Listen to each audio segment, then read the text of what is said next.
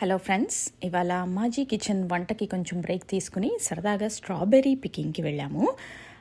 Strawberries ఇక్కడ సమ్మర్లో మంచిగా గ్రో అవుతాయి అన్నమాట. సో అరౌండ్ జూన్ ఆ టైంలో స్ట్రాబెర్రీ సీజన్ ఇక్కడ. సో సరదాగా పిల్లల్ని తీసుకుని స్ట్రాబెర్రీ పికింగ్కి వెళ్ళాము. స్ట్రాబెర్రీ తోటలు ఇలా ఉంటాయి. సో చిన్న చిన్న మొక్కలు ఉంటాయి అన్నమాట స్ట్రాబెర్రీస్. మనం వెళ్ళి ఆ తోటల్లోకి ఎంతసేపు అయినా మనం టైం స్పెండ్ చేయొచ్చు. సరదాగా అలా తిరుగుతూ ఎన్ని స్ట్రాబెర్రీస్ కావాలంటే అన్ని స్ట్రాబెర్రీస్ కోసుకోవచ్చు అనమాట. చూసారు కదా, అందరూ ఇలా స్ట్రాబెర్రీస్ కోసుకొని ఎంజాయ్ చేస్తారు. స్ట్రాబెర్రీస్ మొక్కలు ఇలా చిన్నగా ఉంటాయి అండ్ ఆకులు కొంచెం పక్కకు తీస్తే మనకి స్ట్రాబెర్రీస్ ఇలా కనిపిస్తాయి. చూసారు కదా, చిన్నదేమో పచ్చిగా ఉంది స్ట్రాబెర్రీ, పండినాక ఇలా రెడ్గా అవుతుంది.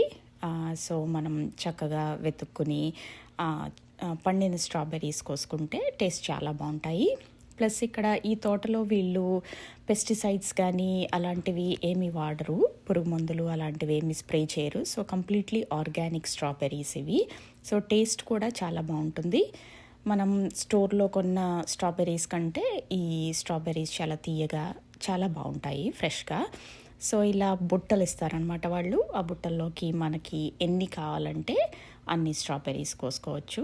చూసారా, ఫ్రెష్గా రెడ్గా ఎంత బాగున్నాయో ఈ స్ట్రాబెర్రీస్.